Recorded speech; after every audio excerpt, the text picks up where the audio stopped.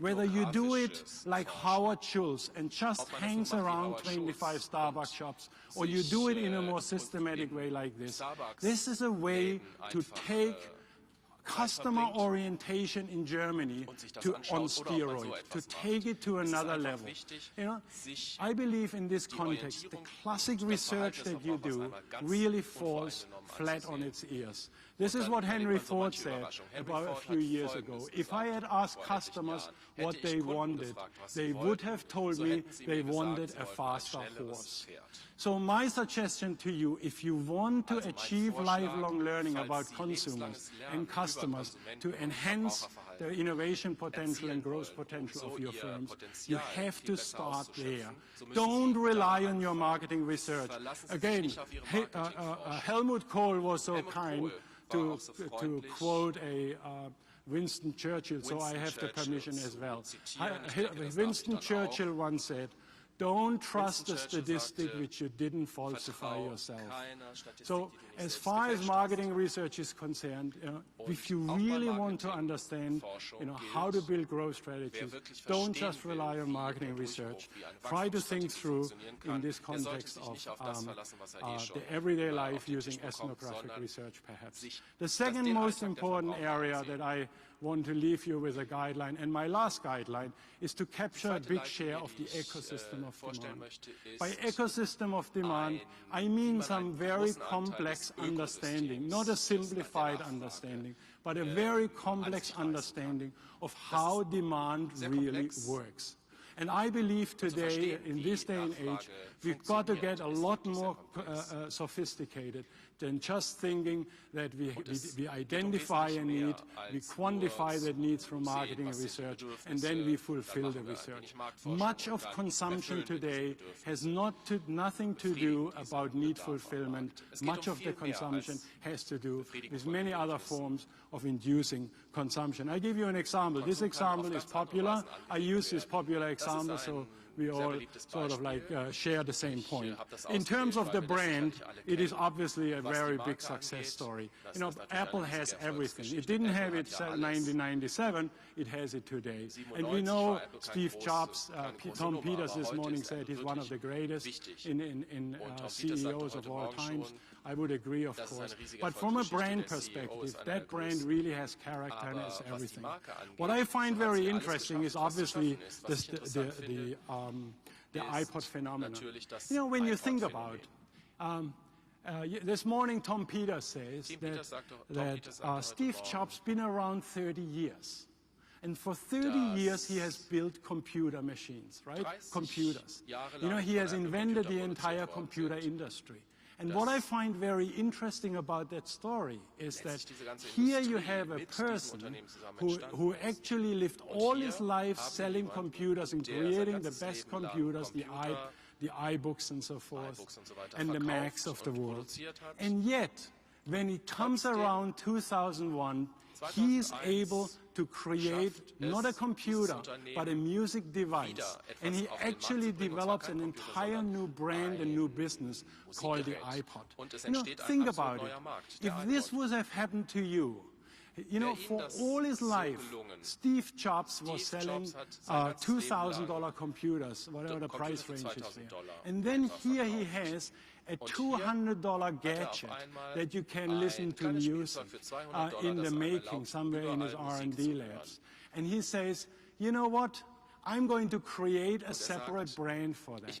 If you are looking from the inside-out perspective, from the classic perspective, what you would do, or what most normal executives would do, would say, well, a $200 device that I use together with my computer, that's basically an accessory that I sort of like would sell under my website, somewhere under accessories, to my main business, which is computers.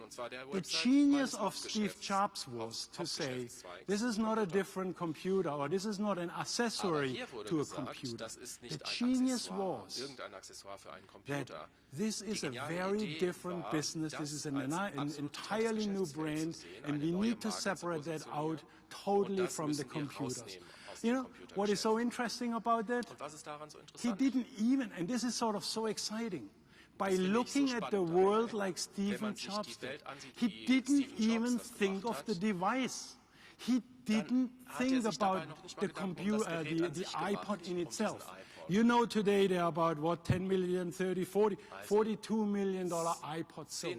What he said in 2001 is, what I need to sell is not the iPod, which he has done all his life, selling computer gadgets or accessories. What we need to sell is iTunes. Do you know that today there are about $1 billion downloads on iTunes? And this is really the genius of Stephen Jobs, in my opinion. He has been thinking about his business, and he didn't think in terms of computers. He didn't think in terms of an accessory, another gadget that he could sell for $399. He actually thought of the iTunes and how iTunes connects with iPod and how it changes our music experience. When you think about, or if you could reconstruct how he has been thinking about the whole world, he has been thinking about this from this outside point of view, and he says, what would change the way I think about my business in the first place? And you know what's the genius of all? The genius of all is right now there are about 25 downloads per iPod. Now, 25 downloads per iPod, that's not a lot from the iTunes. You know what's the other genius? If you have bought a $399 iPod, you will have to take $10,750 or $10,750 of iPod downloads from iTunes in order to fill the damn device. So if you have thought that you have bought your wife or your spouse a $399 gift, you have actually made her a $10,000 gift because she is right now in the middle of downloading on your credit cards many of these songs. But the most important thing is, when you look at the outside in and you start thinking about your business, it is not about the accessories to the Apple. It is about the big opportunity of billions of downloads from the iPod. And so that is the power of this new thinking from the outside in, what I call hidden in plain sight, to really see the much bigger opportunities for innovation and growth.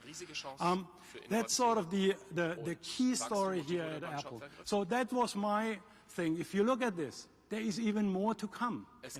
He is not only selling a lot of the iTunes and downloads, but also over 2,000 accessories. So he has captured a big ecosystem of consumer demand, or a big part of that ecosystem that you would have never seen had he looked from the inside out. Those are my two guidelines.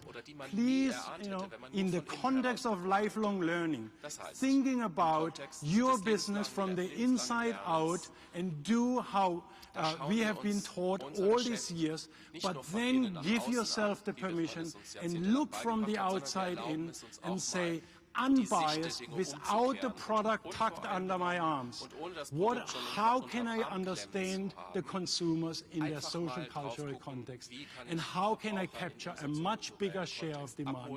Those are the challenges that you have if you want to build a winning breakthrough innovation and growth strategy. Thank you very much for your attention. Thank you.